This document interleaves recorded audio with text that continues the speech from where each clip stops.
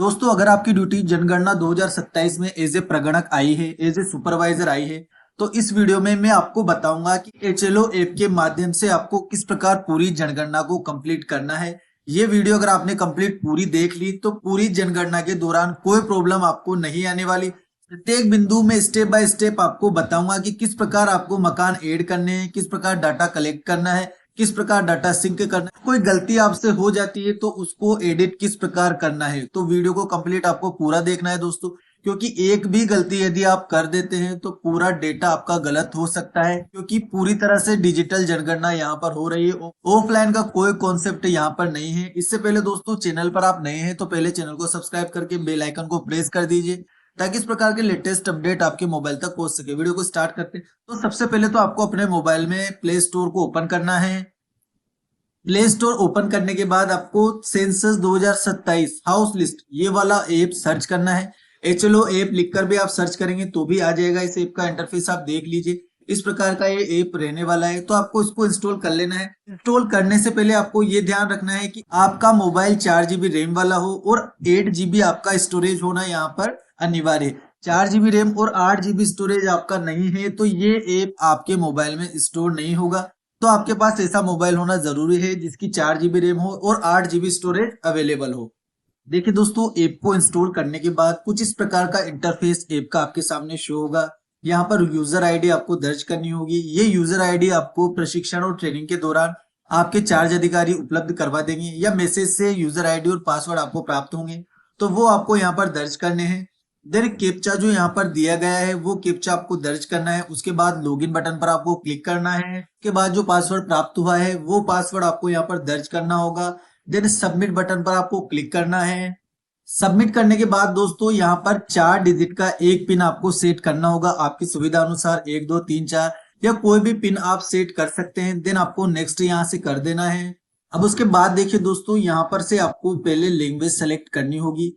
Language select करने का मौका आपको एक ही बार मिलेगा, इसलिए जो भी आपकी लैंग्वेज है वो सोच समझकर आपको यहाँ से सेलेक्ट कर लेनी है। इंग्लिश, हिंदी, जिस भी भाषा में आप जनगणना करना चाहते हैं वो लैंग्वेज आपको यहाँ से सेलेक्ट कर लेनी है, क्योंकि दोबारा आप इसको ना तो एडिट कर पाएंगे ना दोबारा सेलेक्ट करने का आपको मौका मिलेगा। इसलिए एक ही बार में कंफर्म आपको वही लैंग्वेज सेलेक्ट करनी है जिसमें आप वर्क करना चाहते हैं। देखिए friends, you have selected language English. After this step you will not be able to change the language. हमने इंग्लिश सेलेक्ट की है। अब ये हमें मैसेज दे रहा है, वार्निंग मैसेज। इसको सेलेक्ट करने के बाद नोट बी एबल, हम लैंग्वेज को चेंज करने के लिए एबल नहीं होंगे, यानी कि लैंग्वेज को चेंज नहीं कर सकते। तो आपको सिंपली यहाँ से कंफर्म कर देना है। उसके बाद दोस्तों, इस प्रकार का पेज आपके सामने ओपन होगा। यहाँ पर सेलेक्ट एचएलबी चुनने का ऑप्शन आपको मिलेगा। कुछ ही संख्या आपको यहाँ पर ऑटोमेटेड फील मिलेगी। जो एरिया आपको अलॉट हुआ है वो एरिया आपको यहाँ पर मिलेगा। तो आपको एक बार अच्छे से चेक कर लेना है कि जो नियुक्ति पत्र में दिया गया है वही एरिया आपके ऐप में शो हो रहा है या नहीं हो रहा। अगर नहीं हो रहा है, कुछ चेंजेस है, तो आपको अपने चार्ज अधिकारी या सुपरवाइजर से कांटेक्ट करना है और उसको सही करवा लेना है। उसके बाद आता है as per layout map, expected number of buildings, भवनों की संख्या, और सेंसस हाउसेज और मकानों की संख्या। ये दोनों एंट्रीज आपको करनी होगी। जैसे आपका पूरा प्रशिक्षण होता है उसके बाद आपको जो एरिया मिला है उसमें आपको पूरा विजिट करना है। अनुमानित संख्या फिर आपको यहाँ पर भरनी है कि कितने भवन हमारे इस एरिया में है और कितने मकान इस एरिया में है, वो संख्या आपको यहाँ पर भर देनी है। जैसे 100 भवन है, वो 150 मकान है, तो वो संख्या आपको यहाँ पर भर देनी है। अब मकान और भवन में कंफ्यूजन आपको हो रहा होगा, तो वो भी मैं आपको बता देता हूँ। देखिए फ्रेंड्स, भवन और जनगणना मकानों की पहचान। तो भवन क्या होता है? एक भवन आमतौर पर जमीन पर बनी एकल संरचना होती है जिसमें 4 दीवारें और एक छत होती है। एक भवन व एक जनगणना मकान का सरल उदाहरण चित्र 5 में दिया गया है। अब देखिए दोस्तों, ये वाला भवन भी है और मकान भी है, एक ही दरवाजा है। इसको आप भवन में भी ऐड करेंगे और मकान में भी ऐड करेंगे। दूसरा आता है दोस्तों भवन। तो भवन आमतौर पर भूमि पर एक एकल संरचना होती है। सामान्यतः इस संरचना में 4 दीवारें और एक छत होगी। तो कभी कभी देखिए दोस्तों, यहाँ पर एक ही बिल्डिंग है लेकिन यहाँ पर दरवाजे अलग है, तो ये होगा तो एक भवन, लेकिन इसमें मकानों की संख्या आप देख सकते हैं 1 2 3, इस प्रकार से मकानों की संख्या हो सकती है। तो यहाँ पर आपको कंफ्यूज नहीं होना है। पूरी दीवारें एक मिली हुई है, एक ही अपार्टमेंट बना हुआ है, शहरों में आपको ये देखने को मिलेंगे। तो वो भवन एक होगा लेकिन उसमें मकानों की संख्या अलग अलग हो सकती है। क्योंकि जनगणना मकान की परिभाषा आप देखेंगे तो जनगणना मकान एक भवन या भवन का वह भाग है जिसका उपयोग अथवा पहचान एक पृथक इकाई के रूप में किया जाता है, जिसमें मुख्य प्रवेश द्वार अलग से सड़क या साझे अहाते अथवा सीढ़ियां आदि में खुलता है। ये अधिवासित या खाली हो सकता है। इसका उपयोग आवासीय या गैर आवासीय अथवा मिश्रित रूप में हो सकता है। तो एक भवन में एक से ज्यादा मकान भी हो सकते हैं। देखिए ये एक भवन है लेकिन इसमें एक दो तीन मकान यहाँ पर दिए गए हैं। तो भवन आपका एक हो सकता है, उसमें मकान भी ज्यादा हो सकते हैं, या एक ही अपार्टमेंट बना हुआ है, एक ही मेन गेट है, तो एक ही भवन और एक ही मकान आपको काउंट करना है। इस उदाहरण के माध्यम से भी आप इसको समझ सकते हैं। जैसे ये एक ही भवन भी आएगा और मकान भी आएगा, ये भी एक ही भवन और एक मकान आएगा। इसी प्रकार आप इस अपार्टमेंट को देखेंगे दोस्तों, तो ये भवन तो एक होगा लेकिन मकान आप देख सकते हैं इसमें बहुत सारे आपको नजर आ रहा है, मल्टी स्टोरी है, अपार्टमेंट बिल्डिंग है, शहरों में आपको देखने को मिलेंगे। तो वो प्रॉब्लम आपको वहां पर आ सकती है, तो उसका आइडिया आपको इस तरह से लगा लेना है। ग्रामीण क्षेत्र में आपकी ड्यूटी है तो ज्यादा समस्या आपको इसके लिए नहीं आएगी। भवन और मकान वहां पर आपको एक एक ही मिलेंगे, तो उसी के अनुसार दोस्तों आपको यहाँ पर भवन की संख्या और मकानों की संख्या डाल देनी है। और उसके बाद हाउस लिस्ट ऑपरेशन, इस वाले ऑप्शन पर आपको क्लिक करना है। इसके अलावा दोस्तों यहीं पर आपको एक ऑप्शन मिलेगा 3 लाइन्स का। जैसे आप इस पर क्लिक करेंगे इस प्रकार का इंटरफेस आपका ओपन होगा। यहाँ पर आपको अपनी आईडी मिलेगी। इसके बाद रोल इंचार्ज का आपको ऑप्शन मिलेगा। देन चेंज पासवर्ड का ऑप्शन भी यहाँ पर दिया गया है। अपना पासवर्ड आप बदलना चाहते हैं तो वो आप यहाँ से बदल सकते हैं। उसके बाद HLB मैप इंपोर्टेंट ऑप्शन आपको यहाँ पर मिलेगा। जैसे आप इस पर क्लिक करेंगे एक गूगल मैप आपके सामने ओपन होगा। ये जो गूगल मैप दिया गया है इसी एरिया का आपको सर्वे करना है और इसी के अनुसार आपको अपना नजरी नक्शा भी तैयार करना है। तो यहाँ से आप इसको भी देख सकते हैं और पासवर्ड यदि आप बदलना चाहते हैं तो वो भी आप चेंज कर सकते हैं। इसके अलावा दोस्तों यदि आप पासवर्ड आपके अनफॉर्चुनेटली भूल जाते हैं तो फॉरगॉट पासवर्ड का ऑप्शन भी यहाँ पर दिया गया है। फॉरगॉट पासवर्ड पर क्लिक करके आप अपने पासवर्ड भी रिसेट कर सकते हैं। जैसे आप इस पर क्लिक करेंगे इस प्रकार का पेज आपके सामने ओपन होगा। यहाँ पर आपको यूजर आईडी डालनी होगी और जो ओटीपी आपके मोबाइल पर प्राप्त हुआ है वो ओटीपी आपको यहाँ पर डालकर न्यू पासवर्ड आपको क्रिएट कर लेना है। पहले पासवर्ड डालना है, फिर जी पासवर्ड डालना है, देन सबमिट पर आपको कर देना है। दूसरा पासवर्ड आपका क्रिएट यहाँ पर हो जाएगा। अब देखिए फ्रेंड्स, जैसे आप भवनों की और मकानों की सूची भर देंगे कुछ इस प्रकार का पेज आपके सामने ओपन होगा। मकान सूचीकरण कार्य, अब यहाँ पर आपको 6 ऑप्शन मिलेंगे। पहला ऑप्शन आता है हमारा मकान सूची की प्रविष्टि, उसके बाद डेटा अपडेट करें। तीसरा आता है पहले से सिंक किए गए डाटा को संशोधित करें, सारांश देखें, डेटा को सिंक करें और पूर्ण के रूप में चिन्हित करें। ये 6 ऑप्शन आपको यहाँ पर मिलेंगे। अब सबसे मोस्ट इंपोर्टेंट ये है दोस्तों, इन 6 ऑप्शंस को यदि आपने समझ लिया तो पूरा कार्य आप 100% सही तरीके से कर पाएंगे, कोई प्रॉब्लम आपको नहीं होगी। तो सबसे पहले हम शुरू करते हैं मकान सूची की प्रविष्टि। इसी ऑप्शन पर क्लिक करके आपको सर्वे स्टार्ट करना है। तो जैसे आप इस पर क्लिक करेंगे अब दोस्तों कुछ इस प्रकार का पेज आपके सामने ओपन होगा। एफएलओ डाटा, तो यहाँ पर लाइन क्रमांक वाले ऑप्शन को आप एडिट नहीं कर सकते, ये आपको पहले से फिलअप मिलेगा।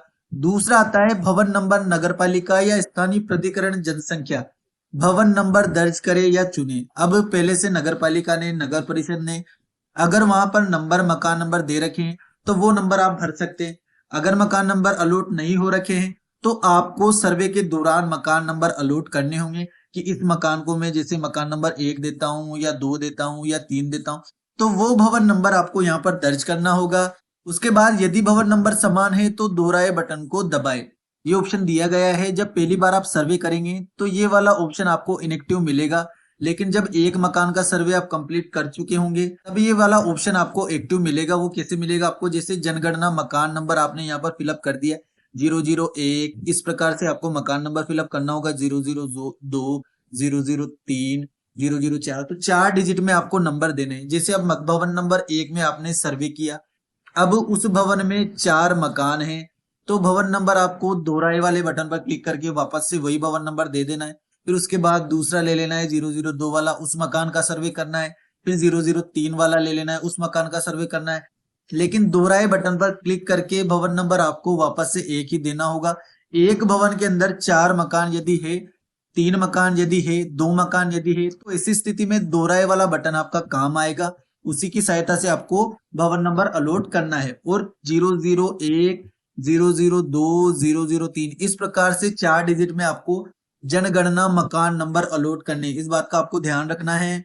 उसके बाद दोस्तों आपको आगे बढ़े वाले ऑप्शन पर क्लिक करना है। जैसे आप उस पर क्लिक करेंगे आगे बढ़े वाले बटन पर, अब एक कंफर्मेशन मैसेज आपको शो होगा, do you want to continue with AC reference. अब दोस्तों 2027 की जनगणना में एक सेल्फ इन्यूमरेशन फॉर्म भरने का ऑप्शन सभी को दिया गया है, यानी कि व्यक्ति खुद भी अपनी जनगणना का सेल्फ इन्यूमरेशन फॉर्म भर सकता है।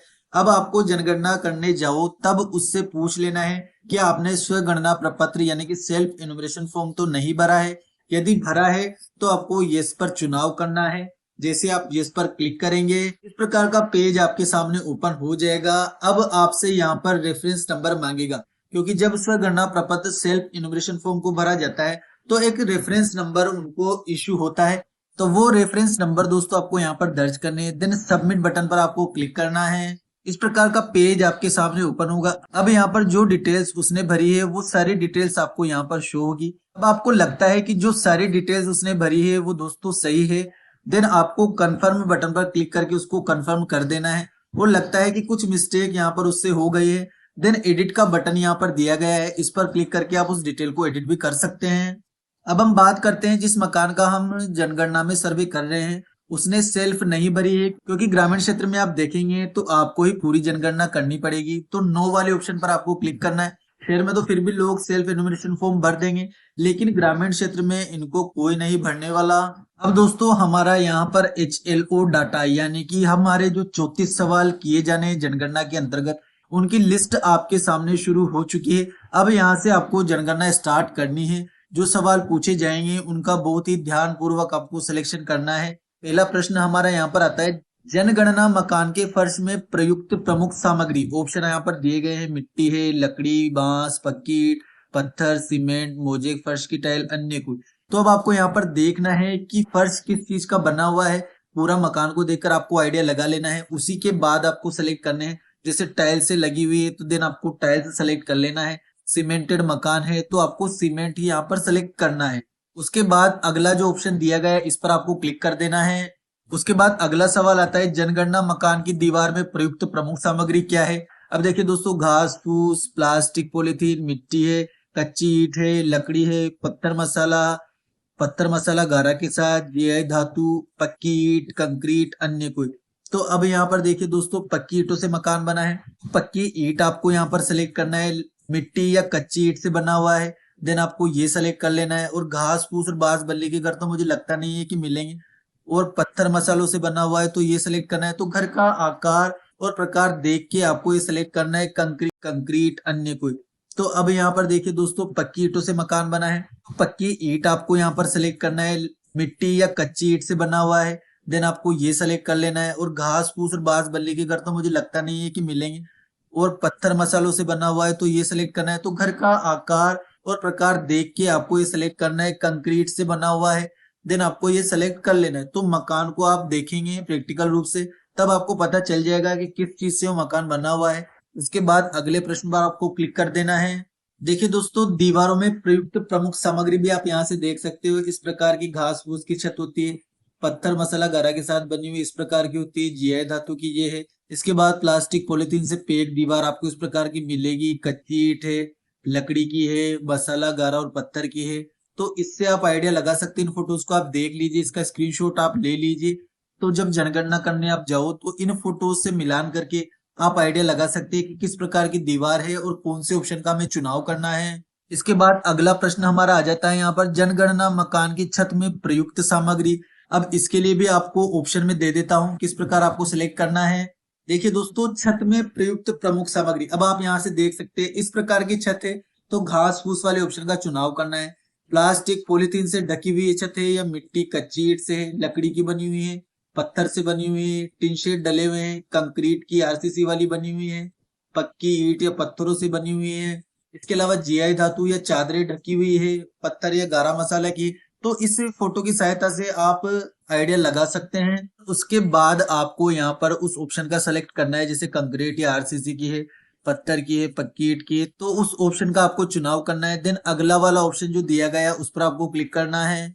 उसके बाद अगला सवाल आता है, जनगणना मकान के उपयोग का पता लगावे। अब आवास के लिए उपयोग में आता है, आवास के साथ साथ कुछ और भी उपयोग में आता है। दुकान या कार्यालय है स्कूल कॉलेज चलते हैं, होटल है या लोन गेस्ट हाउस, सभी की जनगणना क्योंकि होगी, तो उस जनगणना मकान का उपयोग किस लिए किया जाता है, उस ऑप्शन का हमें यहाँ पर चुनाव करना है। अस्पताल है, फैक्ट्री या वर्कशॉप है, पूजा स्थल है, अन्य गैर आवासीय है या खाली है, तो ये आपको यहाँ पर चुनाव करना होगा। इसके अलावा लोक लगा हुआ है या संस्थागत है, तो इन ऑप्शंस का भी आप चुनाव कर सकते हैं। अदरवाइज आवाज को देखकर जो आपको लगता है उचित ऑप्शन का आपको यहाँ से चुनाव कर लेना है।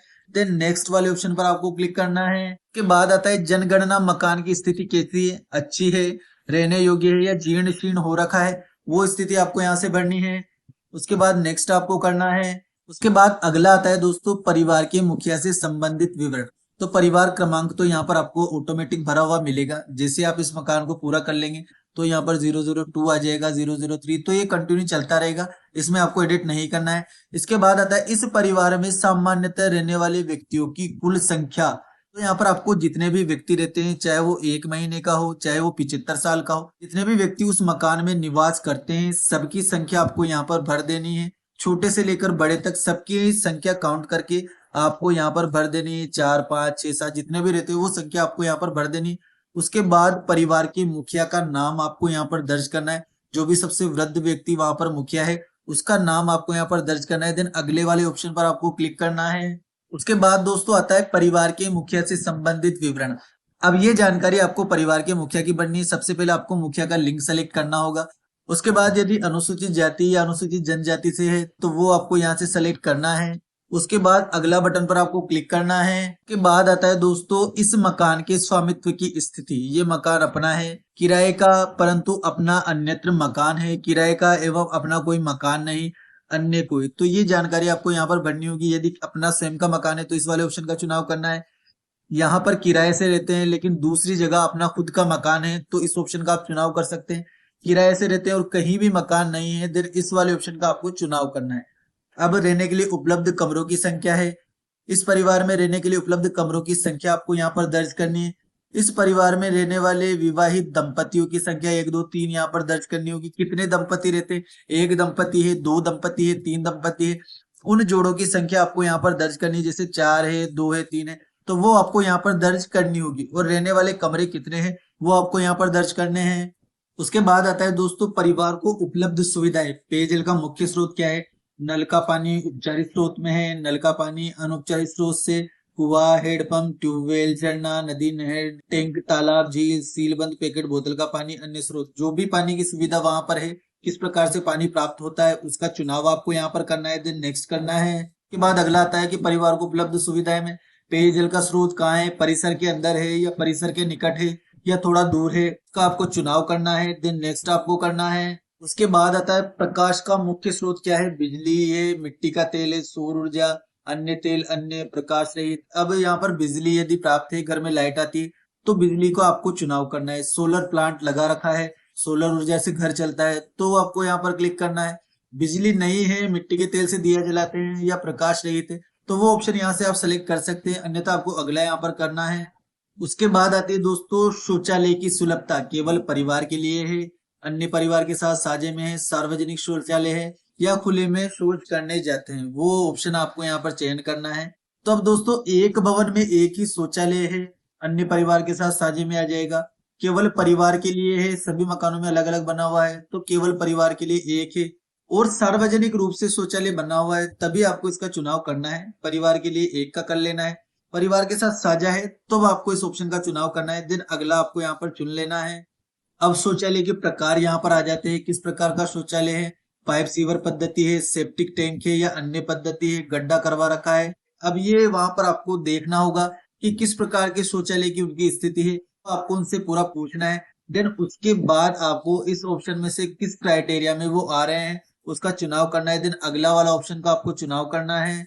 शौचालय के प्रकार आपकी सहायता के लिए मैंने यहाँ पर दिखा दिए, आप इसका स्क्रीनशॉट ले लीजिए। से वाले शौचालय का वो प्रयोग करते हैं। सभी यहाँ पर दिए गए पाइप सीवर पद्धति, स्लेब के साथ उन्नत हवादार गड्ढा या स्लेब के बिना खुला गड्ढा, इसके अलावा मानव मलमूत्र व्यक्ति द्वारा हटाया जाता है। तो सारे ऑप्शन यहाँ पर दिए गए, इसका स्क्रीनशॉट ले लिया आप और जब सर्वे करने जाए तो इसकी सहायता आप ले सकते हैं। अब इसके बाद आता है कि गंदे पानी की निकासी किससे जुड़ी है, ढकी हुई नाली है, खुली नाली है, किसी भी नाली से नहीं, डायरेक्ट पानी ऐसे ही बहता रहता है, तो वो आपको यहाँ से चुनाव कर लेना है। देन अगला वाला ऑप्शन आपको चुनना है। इसके बाद आता है परिसर के अंदर स्नान सुविधा की उपलब्धता, स्नान गृह है या नहीं है, छत के बिना खुले में है या नहीं है, और अगर नहीं है तो इस ऑप्शन का आपको चुनाव करना है। बाथरूम बना हुआ है तो आपको स्नान गृह का चुनाव करना है। खुला बाथरूम है तब छत के बिना अहाता, इस ऑप्शन का आपको चुनाव करना है। उसके बाद नेक्स्ट करना है।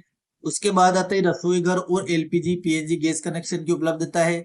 रसोई घर में खाना पकाते हैं, एलपीजी गैस कनेक्शन उपलब्ध है, उपलब्ध नहीं है, घर के भीतर खाना पकाते हैं परंतु रसोई घर में नहीं बनाते, एलपीजी गैस कनेक्शन उपलब्ध है। चूल्हे में खाना बनता है घर के बाहर, एलपीजी गैस उपलब्ध है या नहीं है, ये आपको यहाँ पर देख लेना है और उसी के अनुसार चुनाव करना है।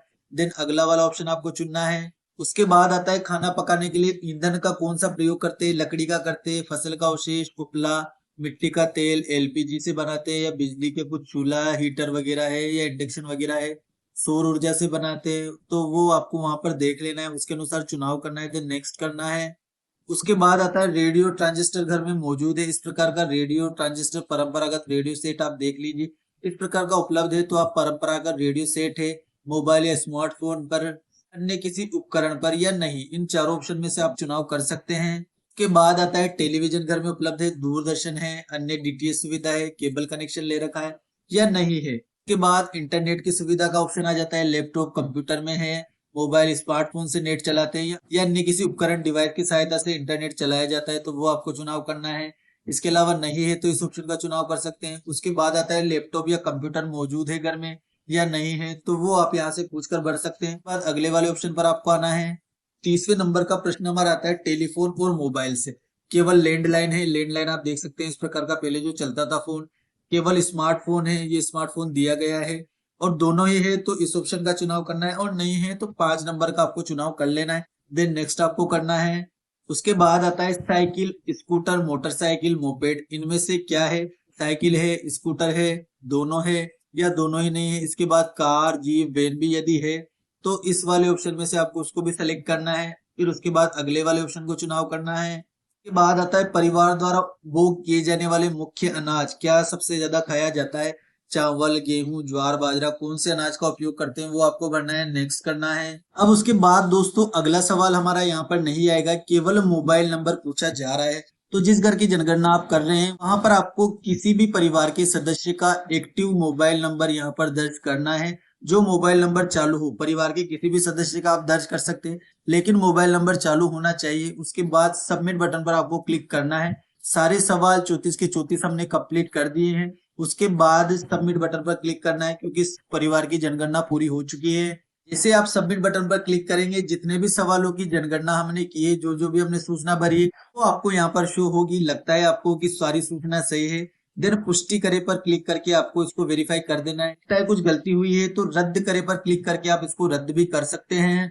तो दोस्तों मकान सूची की प्रविष्टि यहाँ पर हमने पूरी कंप्लीट कर ली है, मकान हमने ऐड कर दिया है। अब हमारा दूसरा ऑप्शन आता है डेटा अपडेट करे। अब किसी मकान में सवालों में यदि कोई गलती हुई है तो डेटा अपडेट करे के ऑप्शन से हम उसको सुधार भी कर सकते हैं।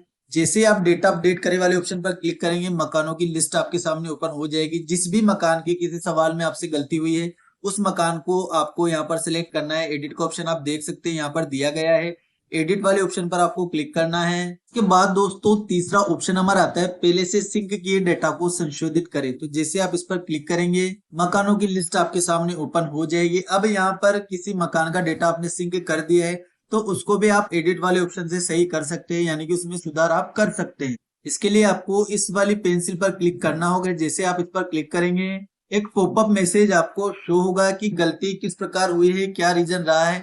तो आपको बाय सेल्फ यहाँ पर भर देना है कि आपसे खुद से गलती हुई है, बाय सेल्फ भर के आप इसको सुधार कर सकते हैं।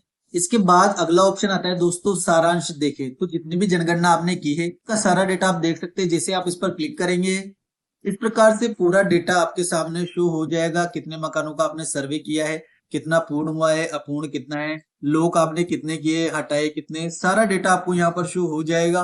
के बाद अगला ऑप्शन आता है दोस्तों सिंक करे। तो डाटा आपको सिंक कर देना है। जैसे 4-5 घर सर्वे आप कंप्लीट करते हैं तो डाटा आपको सिंक कर देना है। पूरा ऐप आपका ये ऑफलाइन वर्क करेगा, केवल जब आप डेटा सिंक करेंगे तभी आपको नेट की आवश्यकता होगी। जैसे आप डाटा सिंक करेंगे आपका डेटा नेट पर अपलोड कर दिया जाएगा। तो जैसे 4-5 घरों का सर्वे आप कंप्लीट करते हैं तो बार बार आपको डेटा सिंक करते रहना है। इसके बाद लास्ट ऑप्शन दिया गया है पूर्ण के रूप में चिन्हित करें। तो जब आपका सर्वे पूरा हो जाता है, आप 100% सेटिस्फाइड हो जाते हैं कि सारा कार्य मेरा सही हो चुका है, सभी कार्य मैंने कंप्लीट कर लिया है, देन आपको इस वाले ऑप्शन पर क्लिक करना है। इस प्रकार का पेज आपके सामने ओपन होगा। इस चेक बॉक्स पर आपको क्लिक करना है। एक नोट आपको मिलेगा कि पूरी जानकारी मैंने सही सही दर्ज की है और इसकी जांच भी मैंने कर ली है। देन उसके बाद यहाँ पर आपको अपना सिग्नेचर कर देना है। उसके बाद सेव करे और सबमिट करे पर क्लिक करके इसको सबमिट आपको कर देना है। तो ये फाइनल सबमिट आपका हो जाएगा। तो दोस्तों ये थी जानकारी पूरी कि एचएलओ ऐप पर किस प्रकार आपको जनगणना करनी है। वीडियो अगर आपको यूजफुल लगी हो तो वीडियो को लाइक करके चैनल को सब्सक्राइब जरूर कर ले। आने वाली अपडेट भी मैं चैनल पर अपलोड कर दूंगा, इसके लिए बेल आइकन को जरूर प्रेस कर ले। Thank you.